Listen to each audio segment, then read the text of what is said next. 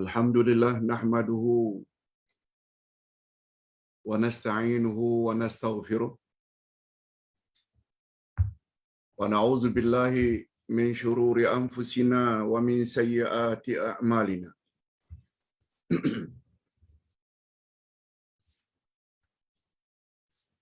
May yahdihillahu fala mudilla lahu wa may yudlil fala hadiya lahu.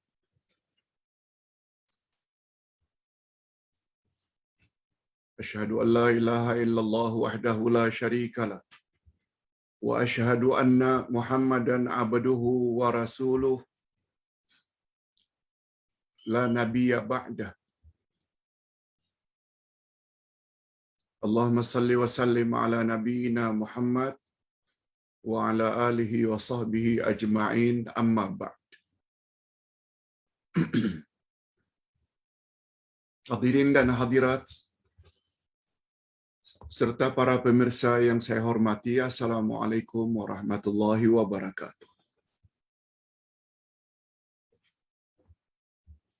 Alhamdulillah, kita bersyukur kehadirat Allah Azza wa Jalla.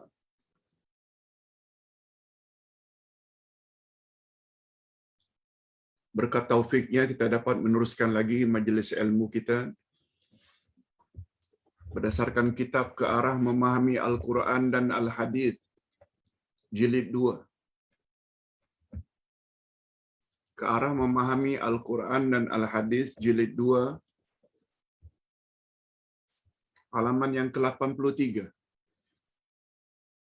Di bawah tajuk yang cukup menarik, perniagaan yang paling menguntungkan.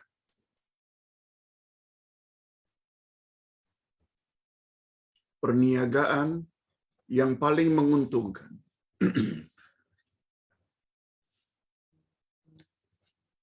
Topik ini sangat penting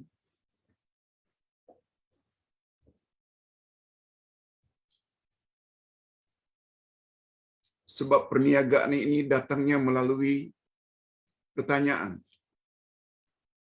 Perniagaan ini datangnya dalam Al-Quran dalam bentuk pertanyaan.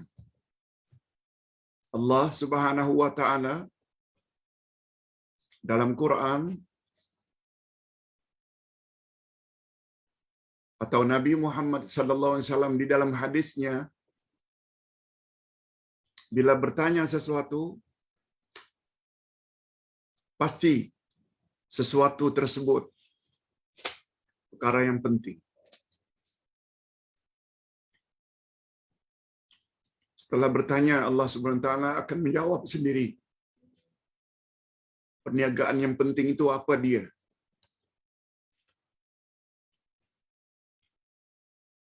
Allah Subhanahu wa Ta'ala yang sifatnya kita telah pelajari 2 minggu berturut-turut.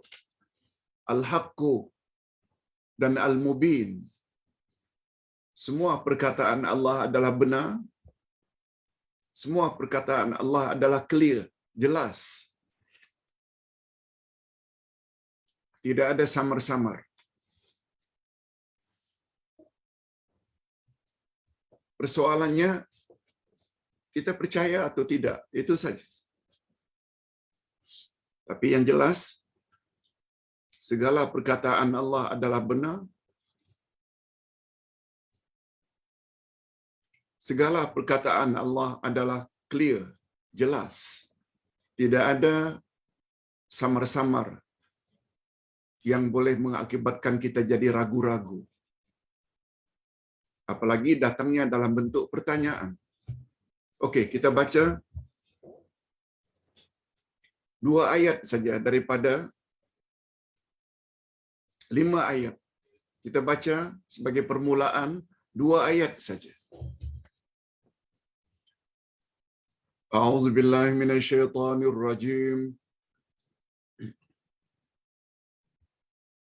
Ya ayyuhalladzina amanu hal adullukum ala tijarah tunjikum min azabin alim. Hai orang-orang yang beriman, Maukah kamu sekalian aku tunjukkan satu perniagaan, tijarah, bisnes. Yang bisnes tersebut dapat menyelamatkan kamu dari azab yang pedih.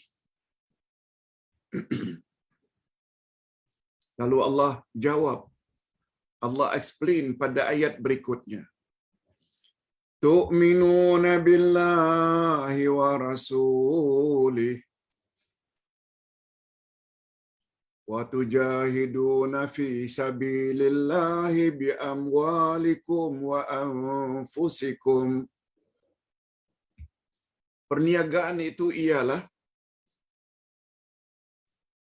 kamu beriman kepada Allah dan Rasul-Nya. Itu satu, iman. Dan kamu berjihad di jalan Allah dengan harta dan diri kamu. Jadi ada dua. Bisnes tersebut yang boleh mengakibatkan kita terhindar dari azab Allah yang pedih.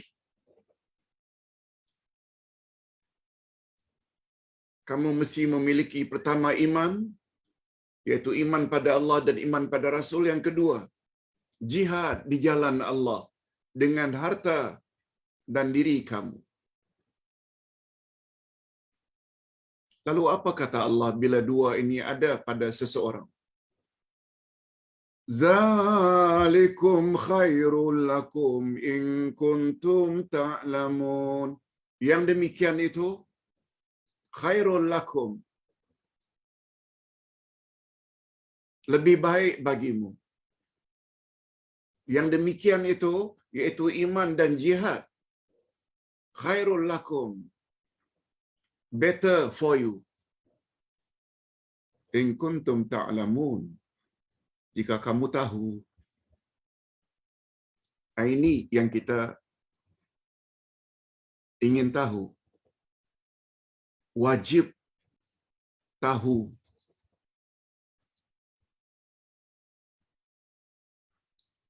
Apa tafsirannya, Pak Ustaz? Yes. Ini yang akan kita bahas. Lihat muka surat 85. Tafsiran ayat. Kita ulang sekali lagi ayat yang ke-10. Dari surat Al-Hashr. Surat As-Saf. Yes. Surat Saf atau surat 61 dari ayat 10 hingga ayat 14. Kita baca dulu ayat 10.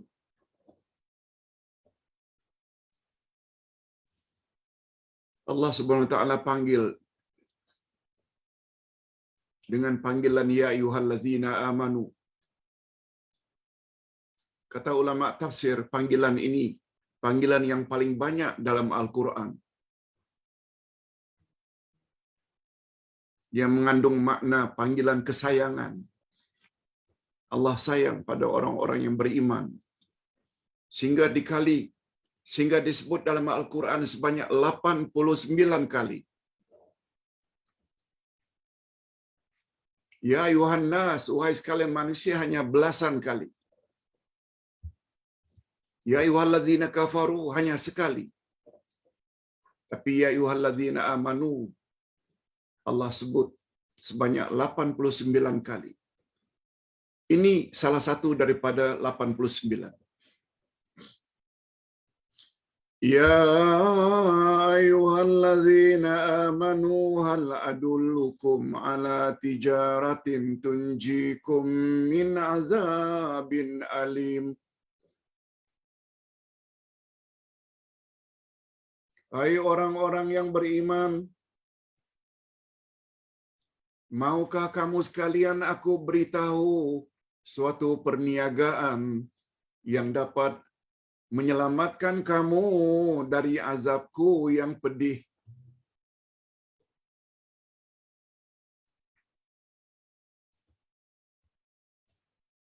Kita baca dulu tafsirannya. Ini adalah wasiat dan panduan serta bimbingan langsung daripada Allah Subhanahu wa taala Allah yang Maha Penyayang untuk hamba-hambanya yang beriman tentang perniagaan yang paling agung, yaitu perniagaan yang dapat menghindarkan mereka daripada azab yang sangat pedih dan memperolehi pulangan nikmat yang paling istimewa.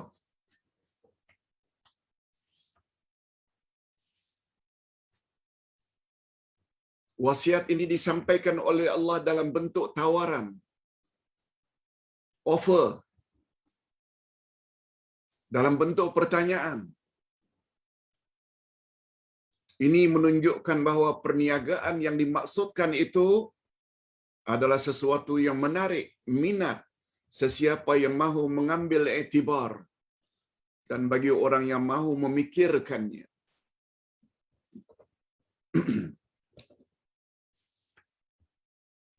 Jadi seolah-olah Allah ingin bertanya, perniagaan apakah yang sedemikian hebat pulangannya itu? Lalu Allah Subhanahu wa taala sendiri menjelaskan pada ayat berikutnya.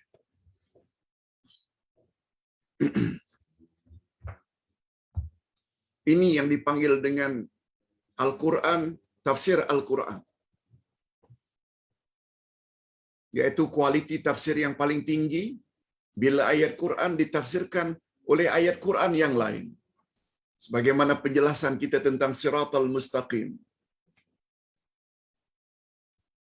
Baru yang kedua, bila ayat Quran ditafsirkan oleh hadis Nabi. Ranking yang ketiga, bila ayat Quran ditafsirkan oleh aqwalus sahabat, pendapat para sahabat. Sebab para sahabat adalah murid langsung Nabi Muhammad sallallahu alaihi wasallam, yang penjelasan mereka tentang Al-Quran relatif lebih tepat berbanding orang-orang akhir zaman, yang dipanggil dengan tafsir salafus saleh.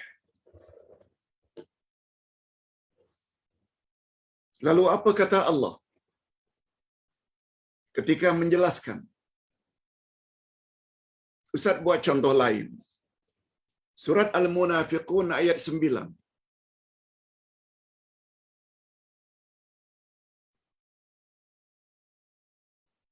Apa kata Allah? Lagi-lagi Allah panggil ya ayyuhallazina amanu.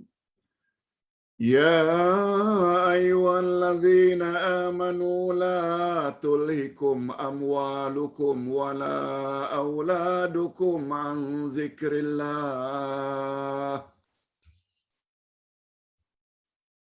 Wa man yaf'al dzalika fa ulaika humul khasirun.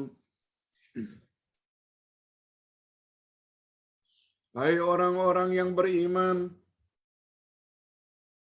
janganlah sekali-kali hartamu dan anak-anakmu melalaikan kamu dari mengingati Allah. Siapa yang berbuat demikian, merekalah orang-orang yang merugi.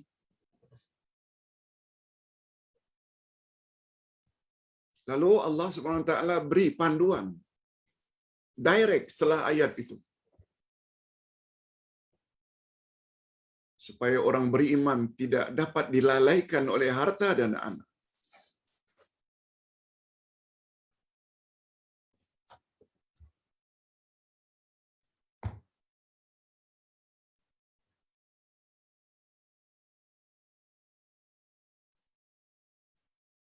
Alladzina yunfiquna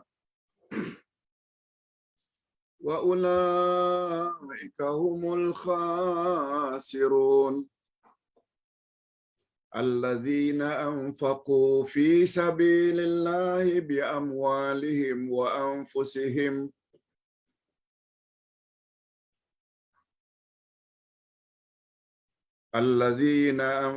alladzina yunfiquna fi sabilillahi min qabli an ya'tiya ahadakumul maut. Orang yang tidak rugi tersebut.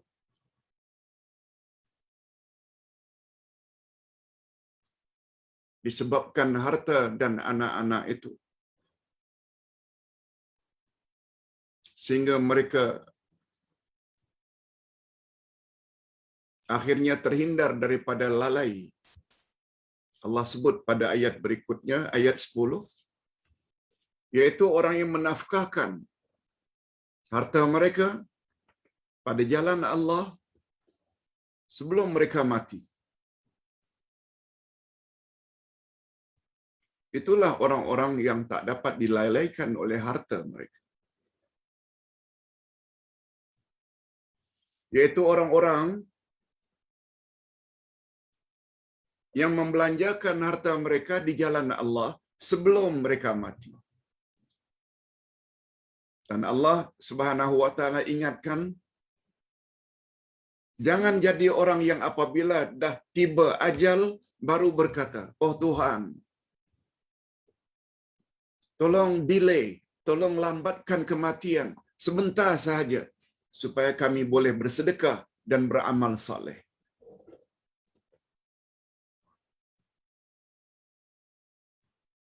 Ini di antara jenis Quran, tafsir Quran.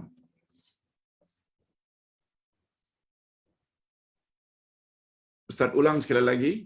Setelah Allah Subhanahu wa taala melarang kita dilalaikan oleh harta dan anak, ya ayyuhallazina amanu la tulhikum amwalukum wala auladukum an zikrillah. Orang-orang yang beriman, jangan sampai hartamu dan anak-anakmu melalaikan kamu dari mengingati Allah. Siapa yang berbuat demikian, yakni dia boleh dilalaikan oleh harta dan anaknya sehingga tidak ingat pada Allah, merekalah orang yang merugi. Merugi di sini maksudnya rugi di dunia dan rugi di akhirat.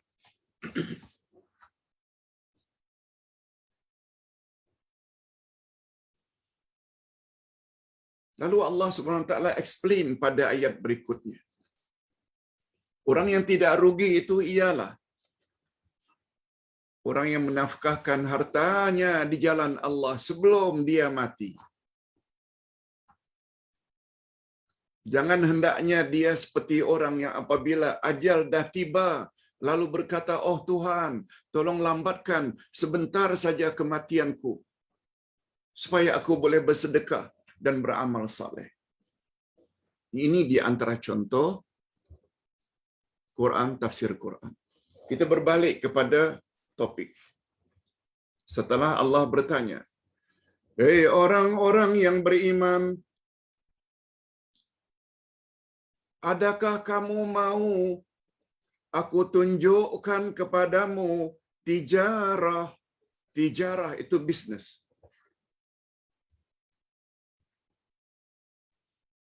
Bukan perniagaan yang boleh menghilangkan kamu dari kefakiran di dunia.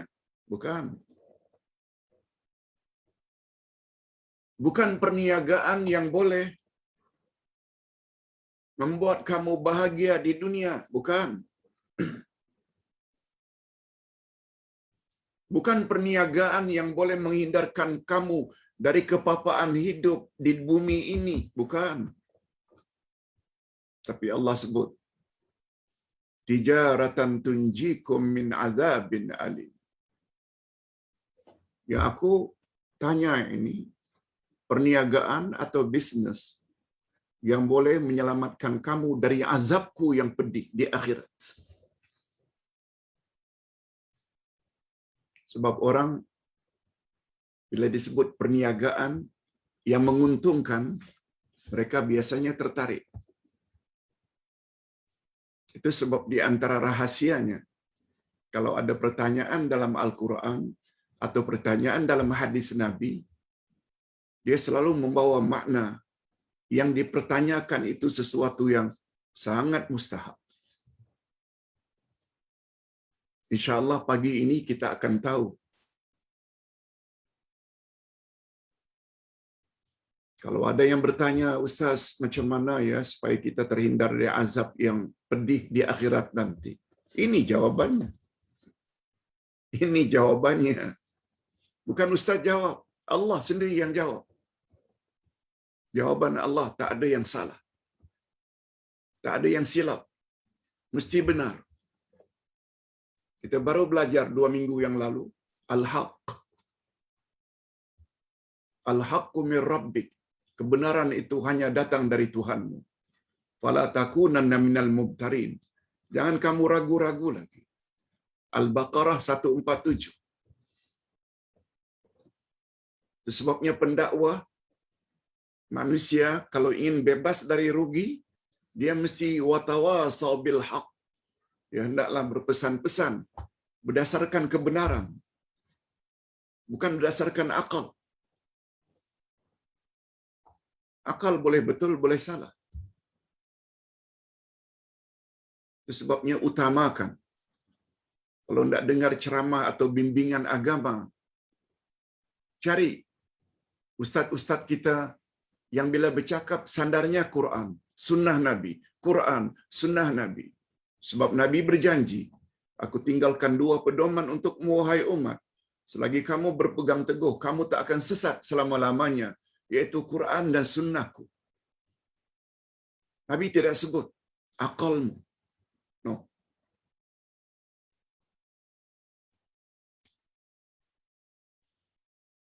Lalu Allah Subhanahu wa taala sebut pada ayat berikut. Perniagaan itu ialah tu'minuna billahi wa rasulih. Kamu mesti beriman pada Allah dan Rasulnya. Itu satu. Macam mana supaya iman kita pada Allah dan Rasul itu mantap? Orang hari ini selalu sebut mantap.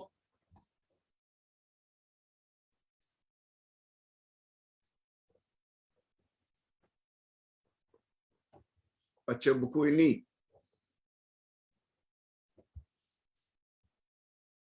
La ilaha illallah ada 2 rukun.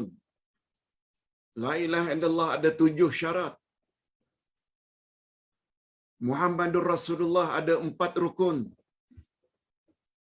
La ilaha illallah Muhammad Rasulullah ada 14 perkara yang boleh membatalkannya. Bukan hanya sekedar ucap.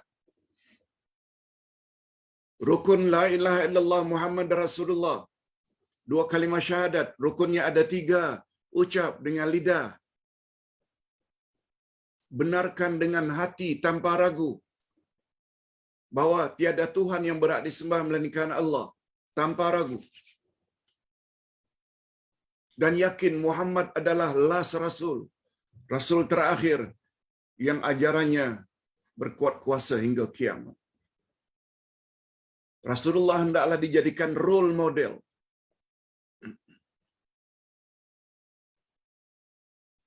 Baru 2, ucap dengan lidah 1. Wa tasdiqu bil qalbi, benarkan dengan hati. Nah, yang ketiga, al amal bil arkan, laksanakan tuntutan 2 kalimah syahadat dengan anggota. Maknanya tuntutan di dalam 2 kalimah syahadat, kita mesti patuh dengan suruhan Allah, suruhan Rasul. Kita mesti jauhi daripada larangan Allah dan larangan Rasul. Baru namanya beriman pada Allah dan beriman pada Rasul.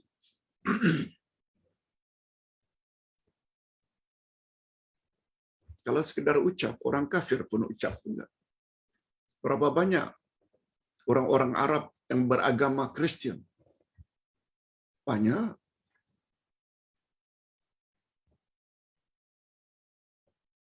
Puluhan juta.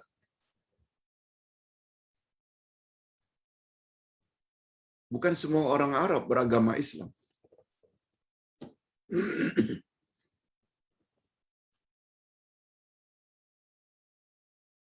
Barangkali kalau mereka ucap 2 kalimah syahadat karena itu bahasa mereka, mungkin lebih fasih dari kita.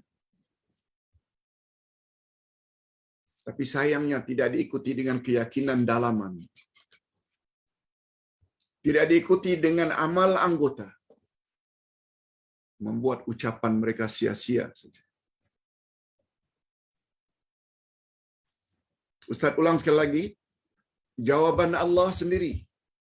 Perniagaan itu ialah kamu mesti punya dua prinsip dalam hidup. Tu'minuna billahi wa rasulih. Kamu mesti beriman kepada Allah dan Rasul. Apa makna iman pada Allah? Bukan sekedar beriman Allah itu wujud. No.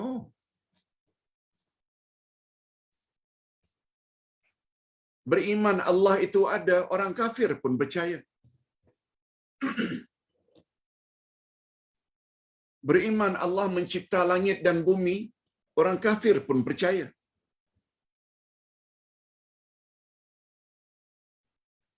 Beriman bahawa yang mentadbir dan mengurus alam ini adalah Allah, orang kafir pun percaya.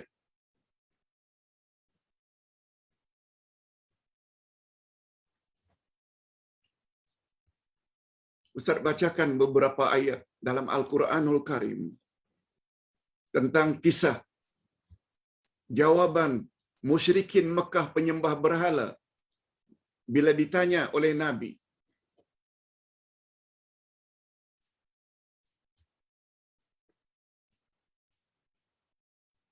Man khalaqas samawati wal ard la yaqulunna Allah. Bila kau tanya, hai Muhammad, kepada penyembah-penyembah berhala itu, siapakah pencipta langit dan bumi? Pasti mereka jawab, Allah. Perkataan Allah dah wujud sejak zaman dahulu lagi. Sebelum Nabi Muhammad lahir. Buktinya, bukti yang paling otentik. Bapa Nabi bernama Abdullah. Nabi Muhammad belum lahir lagi. Nama bapaknya Abdullah. Ketua orang munafik Madinah bernama Abdullah bin Ubay bin Salul.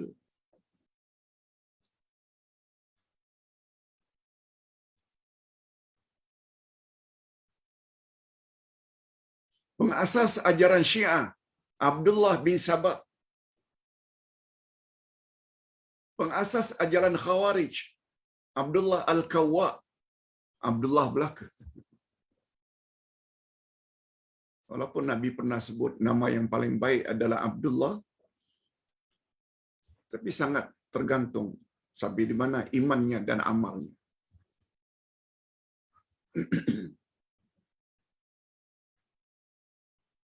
Iman pada Allah dan iman pada Rasul. Itu sebabnya sebelum belajar mana-mana kitab yang lain, kitab ini mesti baca dahulu. Itu sebabnya 2 kalimah syahadat dijadikan rukun Islam nomor 1. Itu sebabnya Ustaz galakkan sangat kuliah subuh yang Ustaz buat setiap minggu di kawasan Bangi online membahas hakikat 2 kalimah syahadat.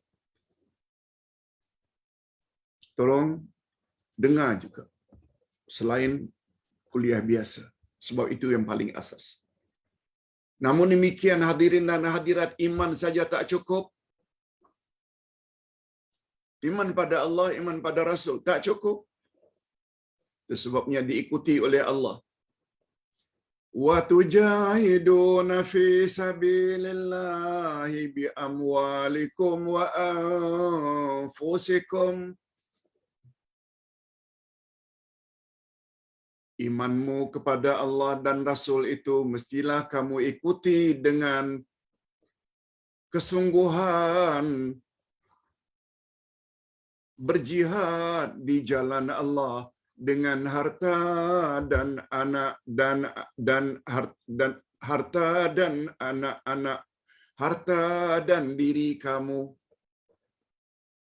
Wa tujahiduna fi sabilillahi bi amwalikum wa anfusikum. Kamu mesti berjihad. Selain ada iman kepada Allah dan Rasul, Itu nomor satu.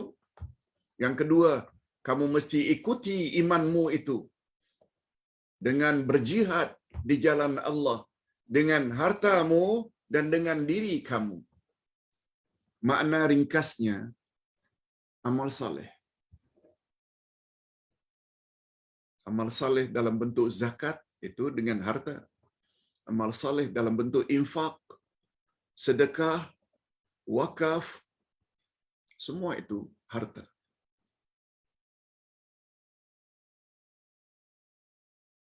Wa anfusikum, dan diri kamu. Bangkit pada waktu malam untuk tahajud dan witir. Hadirkan diri dalam majlis ilmu. Walaupun di rumah. Buka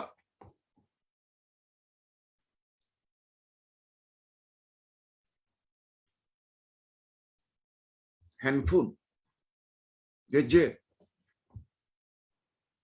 segala peralatan untuk membolehkan kita mendapat ilmu.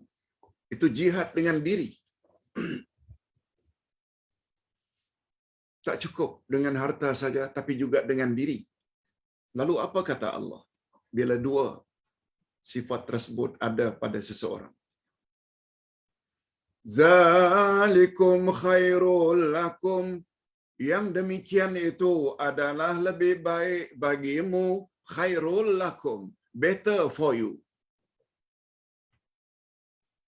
Yang demikian itu apa maksudnya? Iman di dada yang mantap terhadap Allah dan Rasul.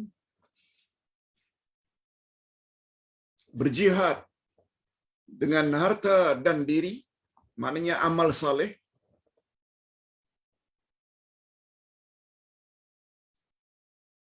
Itu adalah lebih baik bagimu. Cuma kata Allah, in kuntum ta'lamun. Sekiranya kamu tahu. Mari kita sama-sama jadi tahu. Jangan jadi tempe. Pagi ini kita tahu. Mengapa hari ini bila ada doktor yang memberi panduan, kalau ingin terhindar daripada COVID-19, andai kata kamu ingin terhindar daripada ini dan itu, orang yang pakar sebut, kamu mesti jaga penjarakan. Kamu mesti cuci tangan, sanitizer, sabun, air. Kamu mesti pakai mask untuk terhindar. Bukan main. Tertariknya kita sungguh-sungguh. Padahal itu hanya terhindar dari COVID-19. Yang andai kata mati pun, insya Allah dapat mati syahid.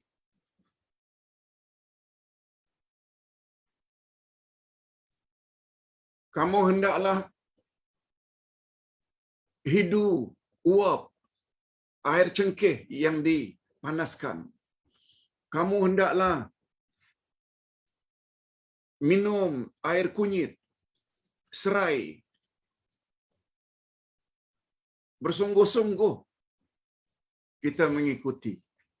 Karena takut penyakit yang dipanggil dengan COVID-19.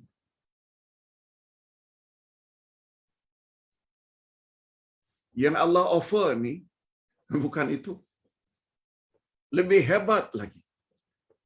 Yaitu terhindar daripada azab Allah yang pedih. Terhindar daripada neraka.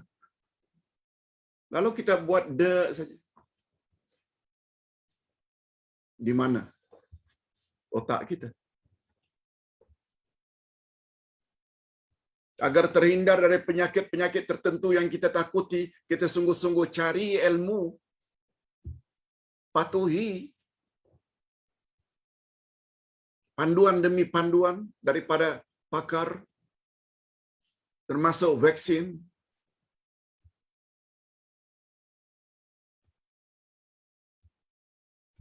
tetapi terhadap tawaran agar kamu terhindar daripada azab Allah yang sangat pedih itu, kita tak ambil berat. Tu kata Allah, zalikum khairul lakum in kuntum ta'lam. Mari kita jadi orang yang tahu, lalu mengamalkannya dalam kehidupan sehari-hari. Nah, sekarang kita teruskan dengan penjelasan. Perniagaan yang sangat hebat pulangannya itu ialah 2 saja. Bukan banyak pun. 2 saja.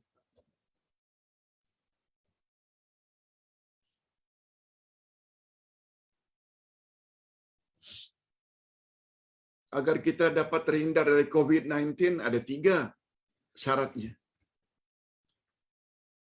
Pakai mask, jaga penjarakan, 2.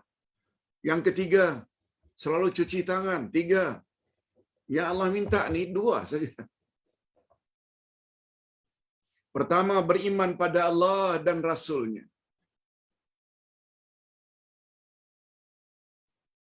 Yang kedua, berjihad di jalan Allah dengan harta dan jiwa. Itu dia. 2 saja. Kita baca supaya lebih clear. Sebagaimana kita maklum bahwa iman yang sempurna ialah keyakinan yang teguh terhadap kebenaran Allah dan kebenaran ajaran yang dibawa oleh Nabi Muhammad sallallahu alaihi wasallam. Ini jaminan Nabi. Bila 2 itu ada padamu, garanti kamu tidak akan sesat.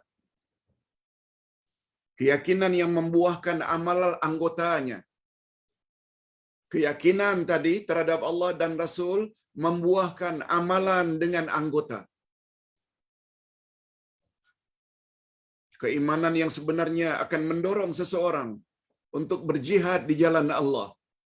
Apakah dengan harta atau dengan jiwanya.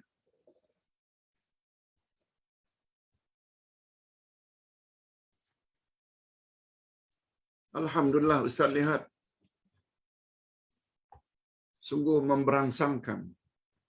Setelah kita sebut, mari kita bantu agama Allah dengan cara apapun. Selain menghadirkan diri dalam majelis ilmu, mengamalkan apa yang kita tahu,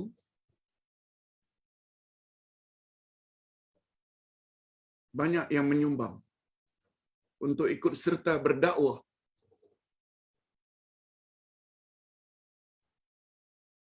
Dengan menyumbang dana kitab untuk kita bagikan kepada golongan-golongan asnaf, kelompok-kelompok markas tahfiz, supaya mereka menjadi orang-orang yang saleh dan salihah. Kita sebagai penyebab, walaupun hanya RM10, walaupun hanya RM50, kita akan dapat ganjarannya di sana, bukan di sini. Kadang-kadang kita masukkan, kita tak kirim resit pun pada ustaz. Ustaz tak tahu. Tapi ustaz selalu lihat senarai nama-nama orang-orang yang kirim itu. Berapa jumlahnya? Ustaz tahu. Menunjukkan keikhlasan kita. Tapi Allah tahu. Faman ya'mal mithqala dzarratin khairan yara. Siapa buat kebaikan walau sebesar atom, lebih kecil dari debu, Allah akan perlihatkan nanti di akhirat. Sebagaimana sebaliknya juga. Wa may ya'mal mithqala syarratin faman ya'mal mithqal zarratin syarran yara. Siapa buat kejahatan walau sebesar zarrah, juga akan diperlihat di akhirat nanti. Penghujung surat Zalzalah. Sebabnya Nabi Muhammad sallallahu alaihi wasallam namakan 2 ayat terakhir itu sebagai ayatul jami'ah. فَمَن يَعْمَلْ مِثْقَالَ ذَرَّةٍ خَيْرًا يَرَهُ وَمَن يَعْمَلْ مِثْقَالَ ذَرَّةٍ شَرًّا يَرَهُ. Siapa buat amal baik walau kecil macam manapun, pasti akan diperlihatkan oleh Allah di akhirat nanti dan selanjutnya diberi ganjaran. Siapa yang buat kejahatan kecil macam manapun, kelak akan diperlihatkan oleh Allah di akhirat nanti dan selanjutnya Allah akan beri siksaan. Kecuali bagi orang yang taubat. Orang yang taubat, kata Nabi, macam orang yang tak ada dosa. Cuma Ustaz tak beritahu, kata Nabi, 2 ayat terakhir itu dipanggil dengan ayatul jami'ah. Ayat yang komprehensif. Ayat yang holistik. Ayat yang menyeluruh. Sebab tindak tanduk harian kita antara 2 saja. Kalau tak baik, jahat. Kalau tak baik, jahat.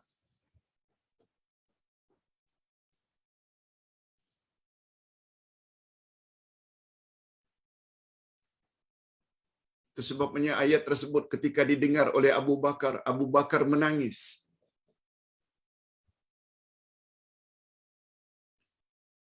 Ya Rasulullah,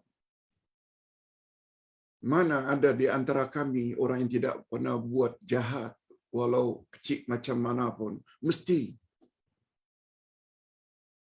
Itu yang membuat Abu Bakar As-Siddiq menangis.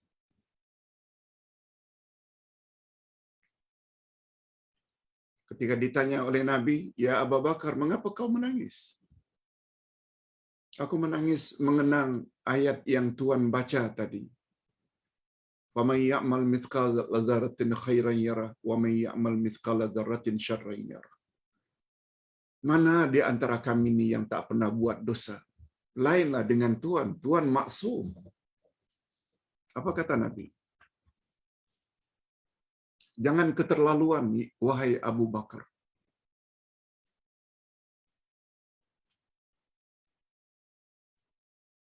Semua anak cucu Adam pernah buat salah. Dan sebaik-baik orang yang bersalah adalah orang yang tobat. Tobat saja. Minta ampun pada Allah. Itu sebabnya kita baru sebut baru-baru ini. Di antara sifat orang-orang yang bertakwa, mereka pernah melakukan dosa-dosa besar. Fahisyah.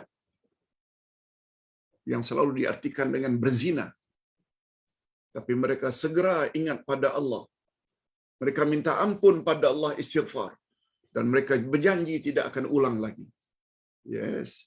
Bukan maknanya orang bertakwa, orang tak pernah buat dosa. Bukan.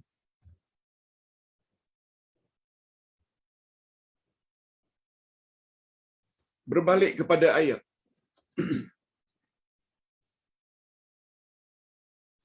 Pertama sekali mesti miliki iman yang mantap terhadap Allah dan Rasul. Yang kedua, nyatakan dalam bentuk zahir, sama ada dengan harta atau dengan diri. Kita teruskan. Apa makna jihad, Pak Ustaz? Al-jihadu fisabilillah.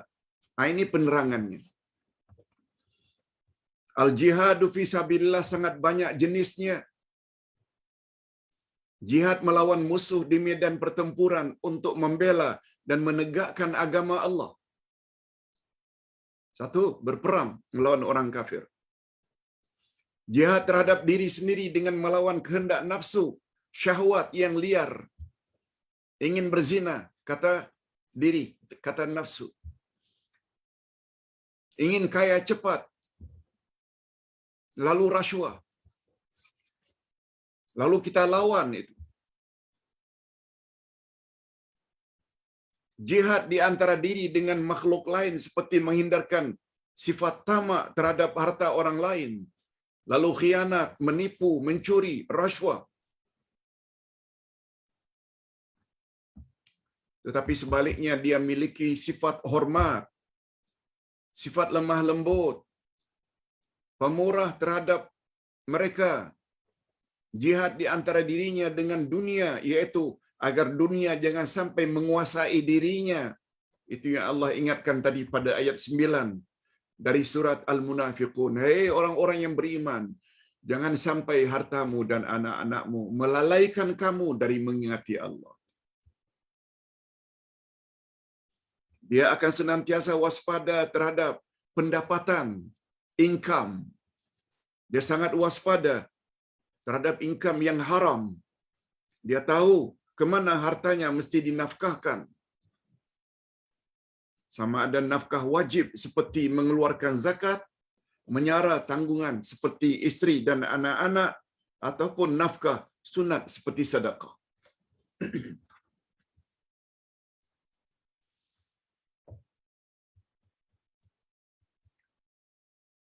Itu sebabnya pada permulaan buku 1, ke arah memahami Al-Quran dan Al-Hadis buku 1, kita ada sebut. Kalau tak salah pelajaran yang kedua atau ketiga,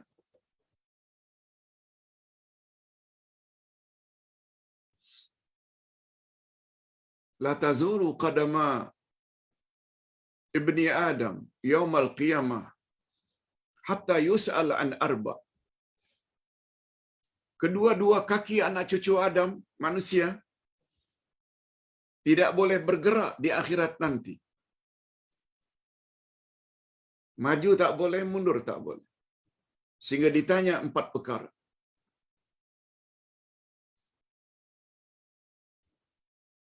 An umrihi fima afna, tentang umurnya, kemana dia habiskan.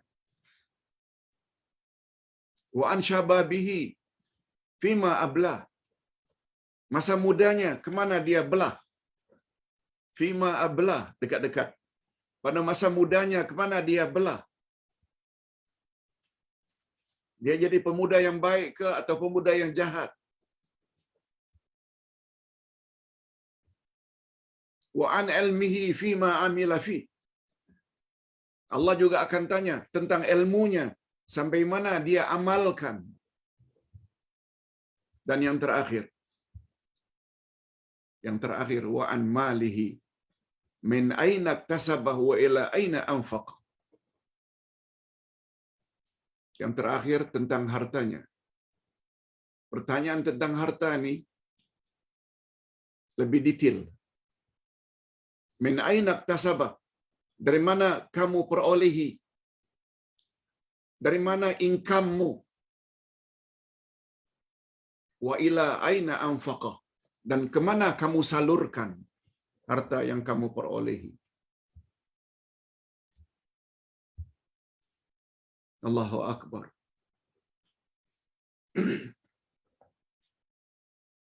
Oleh sebab itu, supaya lancar nanti perjalanan di atas siratal mustaqim, pastikan income kita halal belaka.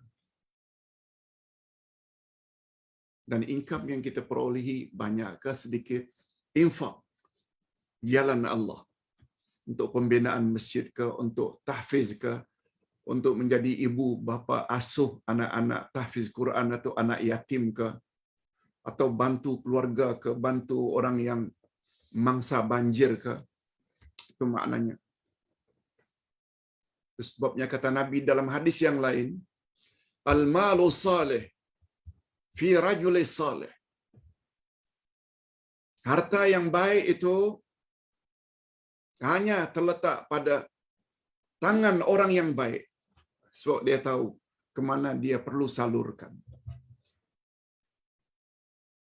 Sekarang kita teruskan. Al-jihadu fisabilillah sangat banyak jenisnya. Oh, kita dah teruskan tadi. Dia tahu kemana hartanya mesti dia nafkahkan. Sama ada nafkah wajib, sudah ya? Okey. Kita teruskan. Jihad berasal dari perkataan juhdun, yaitu masyaqqah, yang maknanya sukar atau susah. Itu makna jihad.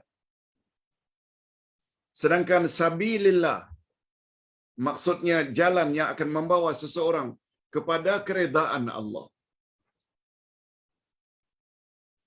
Jadi maksud al-jihadu fisabilillah ialah amal saleh atau segala bentuk usaha atau kesungguhan yang dilakukan dengan tujuan semata-mata untuk mencapai keredaan Allah.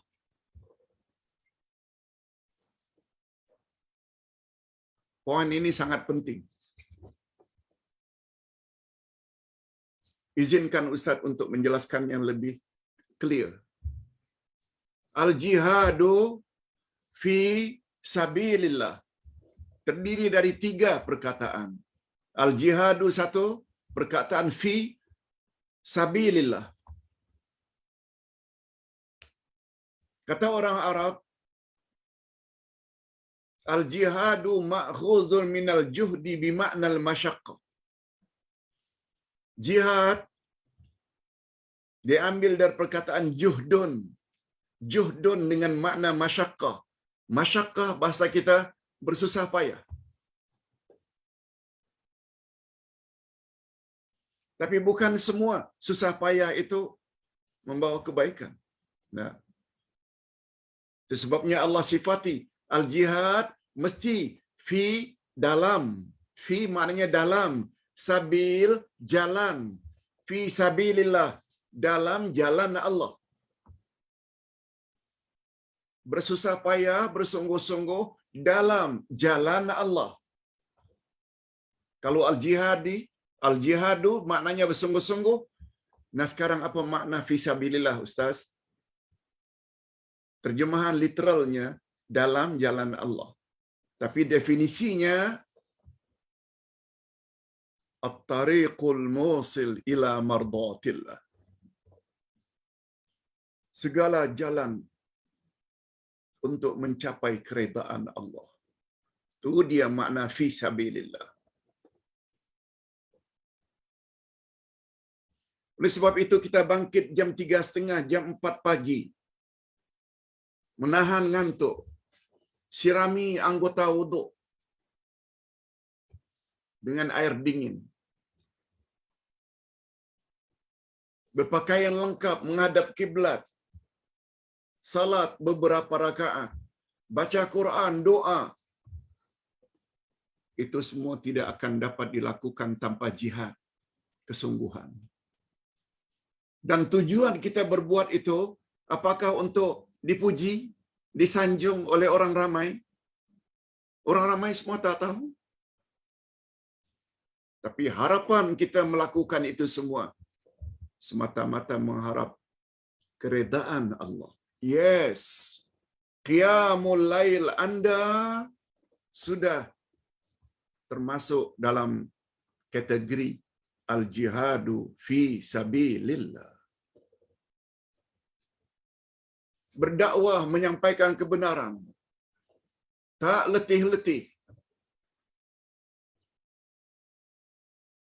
Tapi kita lakukan dengan gembira. Semata-mata mengharap keredaan Allah. Juga termasuk jihad fi sabilillah. Orang caci, orang hina, orang tuduh yang bukan-bukan, sabar. Yang dia harap keredaan Allah. Luas. Itu makna al-jihadu fi sabilillah. Jangan buat sebaliknya. Ustaz selalu buat contoh. Ada konsert Bollywood.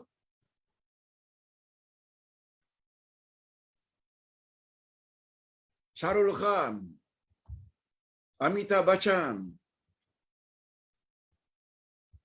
bintang-bintang terkenal belaka datang ke Genting Highland. Oh, kita sungguh-sungguh tidak datang.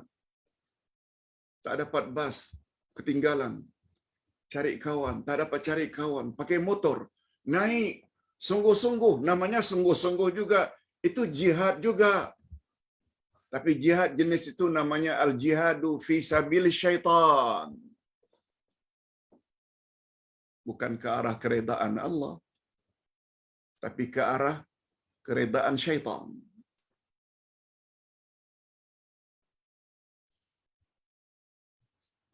kita tak tuduh siapa-siapa, tapi tidak memberi kepahaman apa makna al-jihad, apa makna fi sabilillah. Mesti ke arah yang diridai oleh Allah Azza wa Jalla. Okey, kita teruskan. Yang demikian itu adalah lebih baik bagi kamu sekiranya kamu mengetahui.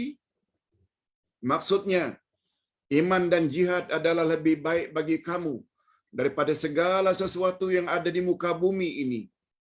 Sama ada jiwamu, hartamu, ataupun anak-anakmu, sehingga kamu orang yang faham. Sekiranya kamu orang yang faham, berakal waras, mempunyai wawasan yang jitu. Sebab hakikat sesuatu kebaikan adalah sangat tergantung pada kebaikan kesudahannya, bukan hanya pada permulaan. Sebabnya dalam Al-Quran selalu disebut wal aqibatu lil muttaqin. Kesudahan yang baik itu hanya untuk orang-orang yang bertakwa. Sebabnya selagi hayat di kandung badan, kita mesti berusaha untuk jadi insan yang bertakwa. Kalau ingin tahu ciri-ciri utama orang yang bertakwa, ada 5. Dia terdapat pada 5 ayat pertama dari surat Al-Baqarah. Iman kepadanya gaib, itu akidah. Mendirikan salat, itu ibadat. Wa mimma razaqnahum yunfiqun, baik dengan sama manusia dalam bentuk nafkah, infak. Yang keempat, beriman terhadap apa yang Allah telah turunkan ke atas baginda, Quran dan Sunnah. Dan yang terakhir, wabil akhirati hum yuqinun, terhadap hari akhirat mereka yakin. 5. Bila ada 5 ini, apa kata Allah? Ulaika ala hudam min rabbihim wa ulaika humul muflihun. Mereka yang mempunyai 5 sifat ini, merekalah orang yang mendapat hidayah, dan merekalah orang yang beruntung dunia dan akhirat. 5 ini sifat siapa? Allah sebut, Zalikal kitabu la raiba fih hudan lil muttaqin. Inilah kitab Al-Quran, tiada sedikit pun keraguan di dalamnya, pedoman bagi orang yang bertakwa. Siapa orang yang bertakwa? Lagi-lagi Allah explain pada 4 ayat berikutnya, 3 ayat berikutnya. Ini yang namanya Quran, tafsir Quran.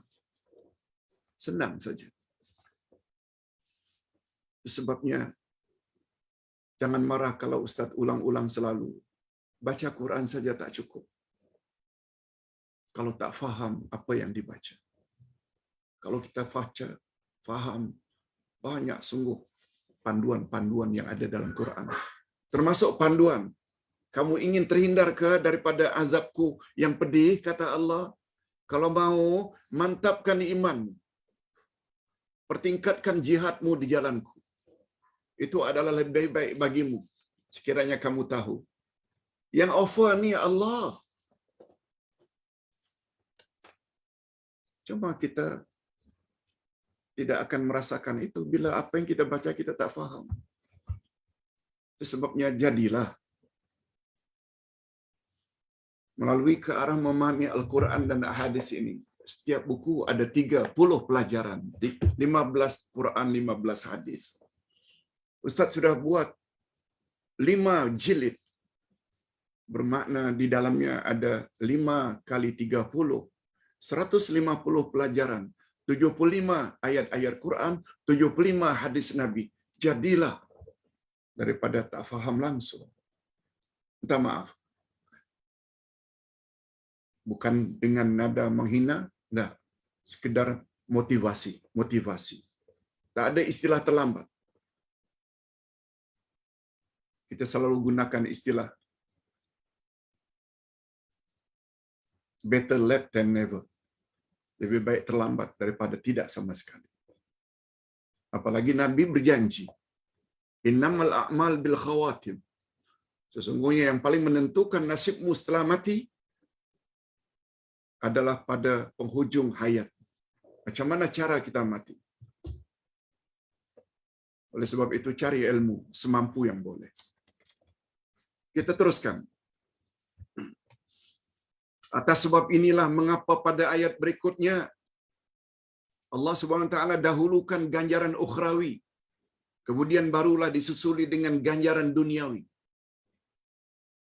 Jadi perniagaan tersebut menghasilkan beberapa faedah, yaitu faedah yang segera dan faedah yang tertangguh. Di dalam ayat di atas Allah dahulukan faedah yang tertangguh di akhirat nanti. Kemudian baru disebut ganjaran yang segera di dunia ini. Ustaz ulang sekali lagi. Setelah Allah katakan, jika imanmu terhadap Allah dan Rasulullah mantap di dada, bukti mantap iman kepada Allah, kita tak buat syirik. Bukti mantap iman pada Rasul, kita tak akan buat bid'ah. Yes, itu dia sebenarnya. Ikut sunnah Nabi, mentauhidkan Allah. Diikuti pula dalam tindak tanduk. Kita bersungguh-sungguh mendapat keredaan Allah melalui harta dan diri kita. Lalu apa ganjarannya? Allah Subhanahu wa taala sebut ganjaran yang segera dan ganjaran yang tertangguh.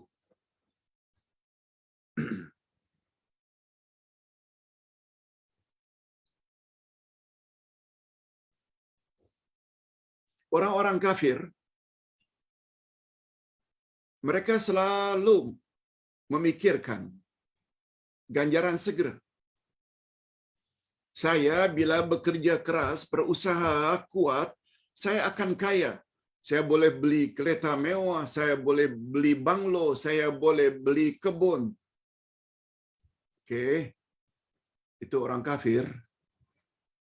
Dia tak fikir pun untuk ganjaran di akhirat, syurga neraka. Dia tak fikir itu.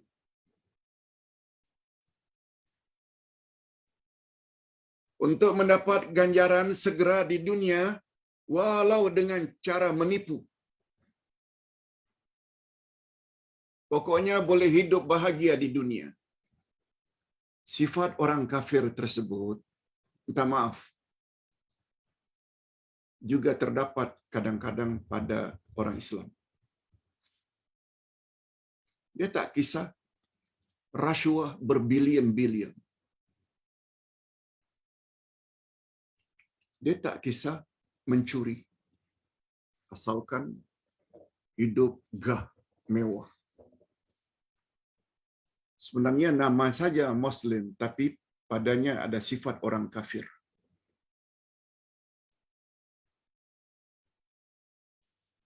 Orang yang beriman pada Allah dan beriman pada hari akhirat, beriman kepada Rasul, segala tindak tanduk hariannya, dia selalu fikirkan akhirat dulu, bukan dunia.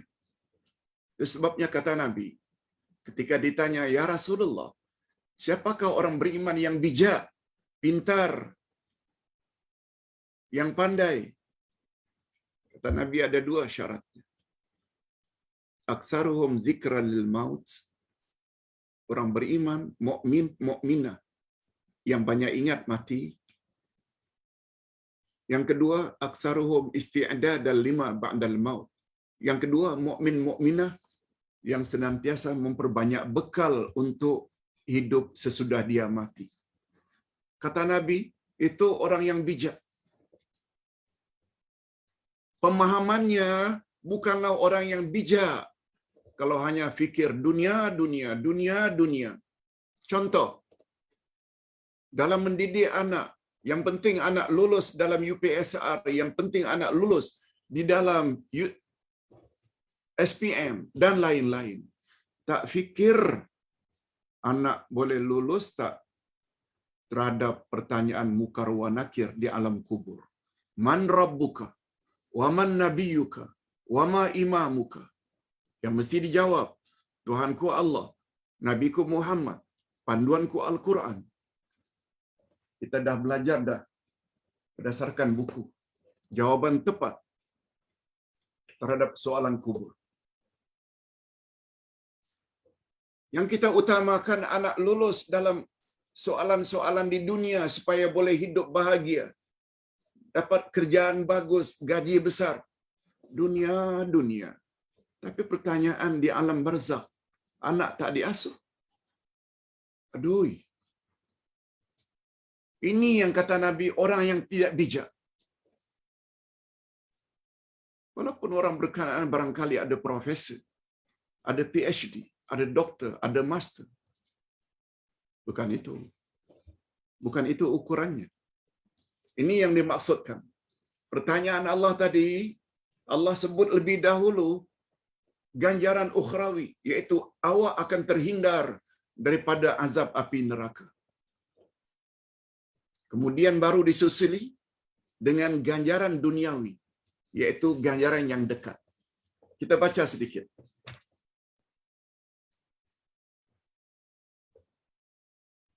Lalu apa kata Allah pada ayat berikutnya? Yaghfir lakum dzunubakum wa yudkhilkum jannatin tajri min tahtiha al-anhar wa masakin thayyibatan fi jannati ad zalikal fawzul azim. Coba dengar. Ini ganjaran tertangguh. Disebut lebih dahulu. Niscaya Allah akan mengampuni dosa-dosamu dan memasukkan kamu ke dalam syurga yang mengalir di bawahnya sungai-sungai, dan memasukkan kamu ke dalam tempat yang baik di dalam syurga Aden. Itulah keberuntungan yang besar. Allahu Akbar. Tak perlulah Ustaz jelaskan ini. Betul tak kita semua mengharapkan itu? Rupanya ingin mendapat pengampunan daripada Allah, syaratnya ada dua. Mantapkan iman terhadap Allah dan Rasul. Jadikan Quran dan Sunnah sebagai pedoman hidup. Yang kedua, bersungguh-sungguh mendapat keredaan Allah dalam bentuk ucapan seperti dakwah,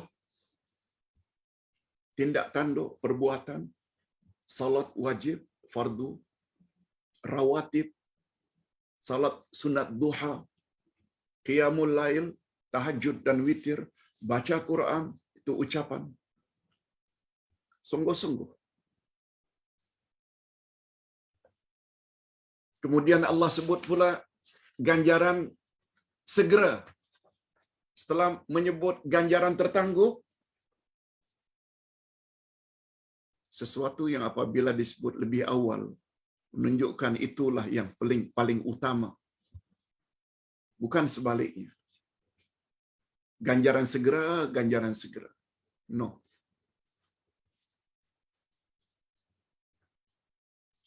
Bukan tidak perlu pada ganjaran segera. Tapi itu biar jadikan nomor 2. Ustaz berdakwah secara online.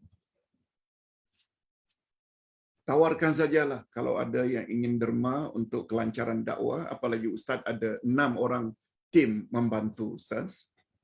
Silakan beri derma semampunya, RM5 ke RM10 untuk Ustaz agih-agihkan pada tim. Bila ada, adalah. Bila tak ada, tak apa. Sebab matlamat utama kita ganjaran di akhirat.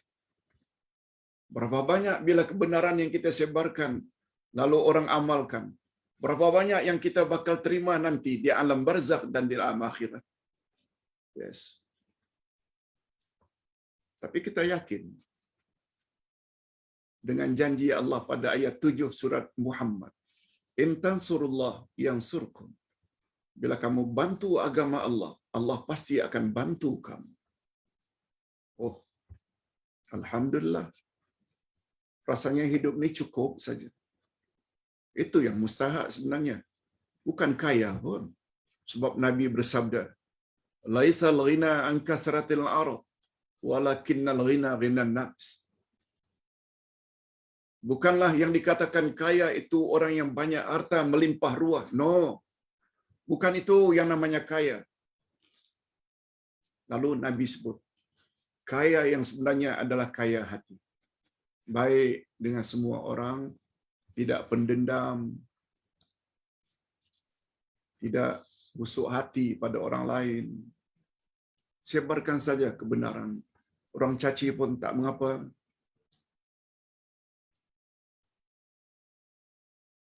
Yang penting rezeki itu mencukupi. Bila enggak, dapat. Bila enggak, dapat. Bukan bermakna mesti ada di dalam akaun bank kita beratus-ratus ribu atau berjuta-juta ringgit. No. Hadirin dan hadirat. Apa dia Pak Ustaz? Ganjaran segera daripada Allah.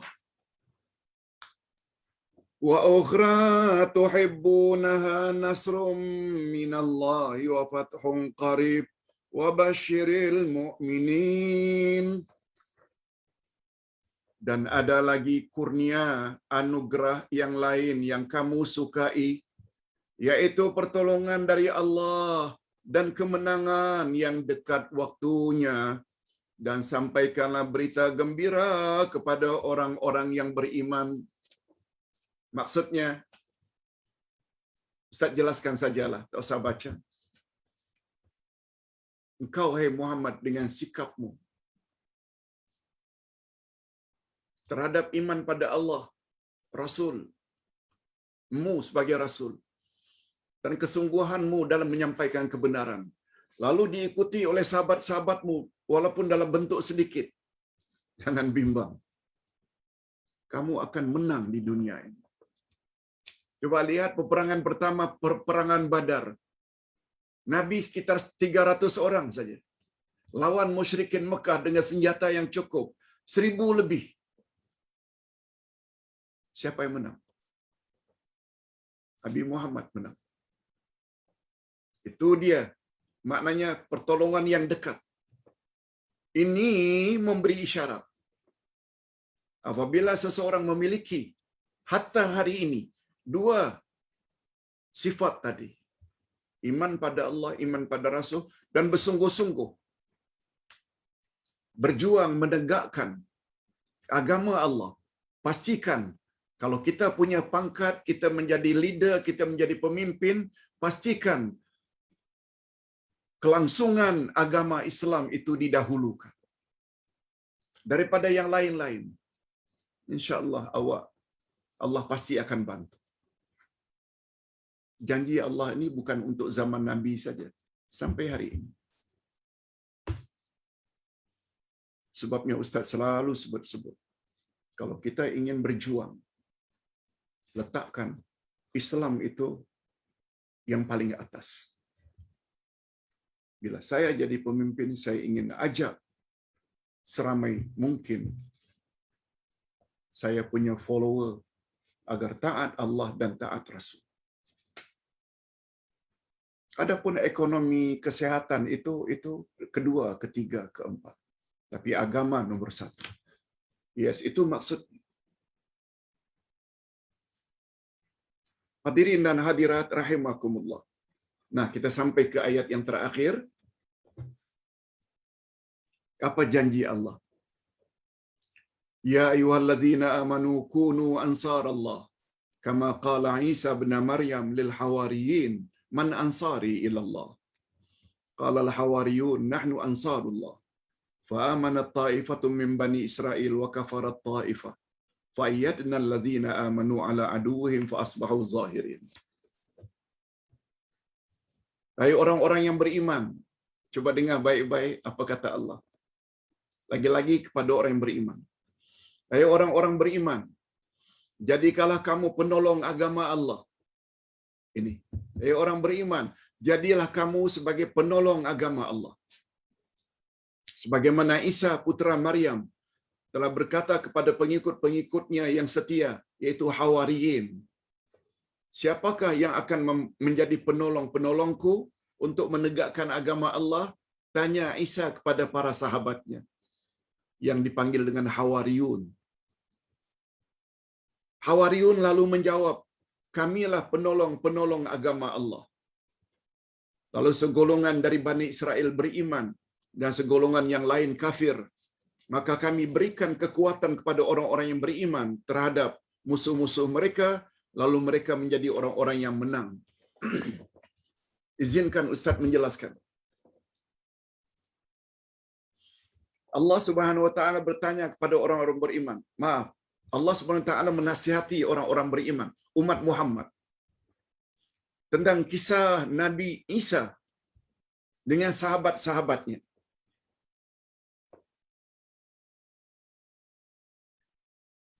Mengapa Pak Ustaz? Kisah Nabi Isa. Kita kena ingat, kandungan Al-Quran antara lain kisah-kisah zaman dahulu untuk dijadikan pengajaran bagi umat Muhammad. Banyak kisah. Kisah Nabi Nuh, kisah Nabi Lut, kisah Nabi Ibrahim. Banyak kisah. Tujuannya apa? Untuk diambil iktibar. Apalagi kaedah dalam ilmu tafsir, al-ibrah bi kamalin nahaya. Al-ibrah bi umumil alfaz la bi khususil asbab. Segala pengajaran dalam Al-Quran seumum lafaznya, ia bukan khas untuk orang-orang yang karenanya ayat itu diturunkan. Walaupun ayat ini diturunkan sempena cerita Nabi Isa dengan sahabat-sahabatnya yang dipanggil Hawariyun, tapi pengajarannya boleh untuk umat Nabi Muhammad sampai akhir zaman. Pertama, Ustaz ingin jelaskan, Hawariyun sama dengan sahabat, ashabun Nabi, sahabat-sahabat Nabi Abu Bakar, Umar, Utsman, Ali. Untuk istilah Nabi Isa, para sahabat itu dipanggil Hawariyun. Allah Subhanahu wa taala ceritakan, Nabi Isa pernah tanya kepada sahabat-sahabatnya Hawariyun, "Man ansari ilallah?" Siapa di antara kamu yang mau tolong aku untuk menegakkan agama Allah? Lalu Hawariyun menjawab dengan tegas, "Nahnu, kami akan menolong engkau wahai Isa untuk menegakkan agama Allah." Lalu apa kata Allah? Menceritakan keadaan yang sebenarnya. Walaupun Hawariyun itu mengatakan, "Kami akan menjadi penolongmu wahai Isa. Jangan bimbang, jangan takut." Tapi Allah menceritakan, ada di antara mereka Hawariyun itu yang beriman dan ada pula yang kufur. Yang menjadi penyokong Nabi Muhammad, yang dipanggil dengan Al-Ansar, penolong-penolong Nabi Muhammad dari orang Madinah. Tapi ada pula yang tidak mau jadi penyokong Nabi Muhammad. Sebahagian yang beriman dengan Isa, sebahagiannya tidak mau beriman. Lalu apa kata Allah? Lalu kami bantu dan tolong orang-orang yang beriman itu. Kami beri kekuatan pada orang-orang yang beriman terhadap musuh-musuh mereka, lalu mereka menjadi orang yang menang. Apa pengajaran yang dapat kita ambil? Umat Muhammad sallallahu alaihi wasallam terhadap Al-Quran dan Sunnah Nabi. Semua kata kami beriman.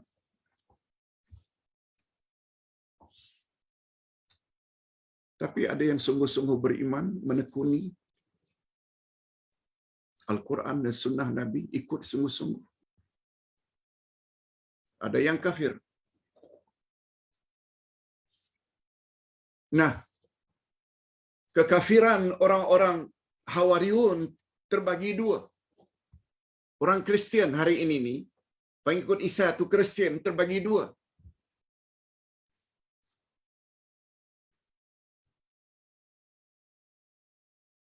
Orang beriman satu pada Nabi Isa. Orang kafir satu yang ingkar kepada Isa. Yang kafir ni terbagi dua pula.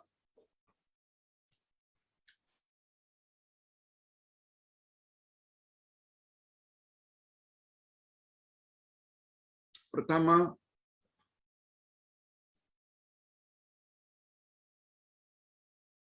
mereka tergolong kafir ni mereka yang menuduh Isa itu anak zina. Isa anak zina. Mereka menuduh Maryam ibu Isa itu berzina. Akhirnya dapat anak bernama Isa. Golongan inilah Bani Israel yang dipanggil dengan Yahudi. Yahudi bukan hanya tolak Islam. Yahudi juga tolak Nasrani. Malah mendakwa Isa itu anak zina. Nah, satu lagi pula orang Nasrani yang menyanjung Isa keterlaluan, sehingga mendakwa Isa itu anak Tuhan. Inilah yang kalau kita padankan dengan pembelajaran kita tentang akidah 3.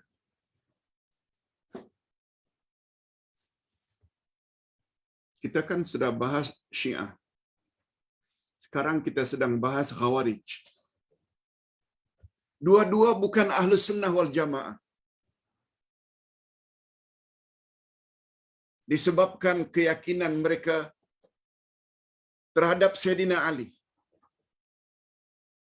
Khawarij kata Ali itu kafir, wajib dibunuh. Sudah melampau. Syiah pula memandang Sayyidina Ali juga melampau. Yang paling layak menjadi khalifah pertama bukan Abu Bakar, Umar, Utsman. Tidak. Ali. Malah ada Syiah yang sangat ekstrim. Sebenarnya yang Allah ingin angkat Rasul terakhir adalah Ali, bukan Nabi Muhammad. Allahu Akbar. Lebih kurang. Sila baca. Hadirin dan hadirat akan dapati apa yang Ustaz cakap. Itu sebabnya kita perlu banyak membaca supaya bertambah ilmu pengetahuan kita. Ustaz kira cukup sampai di sini dulu, mudah-mudahan ada manfaatnya. Kita akhiri dengan doa. Alhamdulillahirabbil alamin. Wassalatu wassalamu ala asyrafil anbiya'i wal mursalin wa ala alihi wa sahbihi ajma'in. Ya Allah, ya Tuhan kami, sungguh banyak pengajaran yang dapat kami ambil di dalam pelajaran pagi ini. Rupanya supaya kami boleh terhindar daripada azab-Mu di akhirat nanti. Syaratnya ada 2. Iman kami kepada Engkau, ya Allah, dan iman kami kepada Rasul-Mu, Nabi Muhammad, mesti mantap. Tak boleh berbelah bagi. Kami mesti mentauhidkan Engkau dan kami mesti ittiba'ur Rasul. Maknanya pada masa yang sama kami mesti jauhi syirik dan kami mesti jauhi bid'ah. Dan syarat yang kedua, kami mesti berjihad di jalan-Mu, ya Allah. Itu bersungguh-sungguh untuk mendapat keredaan-Mu, sama ada melalui diri kami atau melalui harta kami. Engkau yang mengatakan, Zalikum khairul lakum in kuntum ta'lamun. Hanya dengan memiliki 2 sifat itu saja, itu adalah lebih baik bagimu jika kamu tahu. Oleh sebab itu, kami mohon maaf ya Allah, yang selama ini kami tak tahu. Ini syaratnya agar terhindar daripada azab-Mu, siksaan-Mu yang pedih di akhirat nanti. Iman kami mesti mantap terhadap Engkau dan terhadap Rasul-Mu. Ia memberi isyarat kami mesti menyempurnakan 2 kalimat syahadat kami, rukunnya, syaratnya. Dan pada masa yang sama kami mesti ikuti dengan amal-amal saleh. Itu sebabnya dalam Al-Quran Engkau sebut gandingan iman dan amal saleh sebanyak 730 kali. 730 menunjukkan betapa pentingnya gandingan iman dan amal saleh. Allahumma anta rabbuna farzuqnal istiqamah. Ya Allah, Engkau adalah Tuhan kami, oleh sebab itu berilah kami sifat istiqamah, konsisten di atas kebenaran. Ya Allah, selain kami minta dilindungi daripada azab-Mu di akhirat nanti, kami juga mohon kiranya Engkau angkatlah COVID-19 ini dari negeri kami dan negara-negara jiran-jiran kami. Dan Engkau sembuhkanlah penyakit yang diderita oleh sahabat-sahabat kami, jamaah kami, grup kami. Sembuhkanlah penyakit mereka tak kira di mana mereka berada. Ada mereka yang berada di Sabah, di Sarawak, di Semenanjung, di Singapura, di Batam, di Palembang, di Jakarta, yang memohon agar kami doakan. Sembuhkanlah mereka, ya Allah. Sebab tidak ada kuasa yang dapat menyembuhkan kecuali hanya Engkau. Dan terhadap mereka yang telah Engkau ambil disebabkan COVID-19, berilah mereka sebagaimana yang Engkau janjikan melalui lisan Rasul-Mu. Mereka akan mendapat fadilat mati syahid akhirat. Wa sallallahu ala nabiyyina Muhammad wa ala alihi wa sahbihi ajma'in. Subhana rabbika rabbil izzati amma yasifun. Wa salamun alal mursalin. Walhamdulillahi rabbil alamin. Subhanakallahumma wa bihamdik. Asyhadu an la ilaha illa anta. Astaghfiruka wa atubu ilaik. Assalamualaikum warahmatullahi wabarakatuh.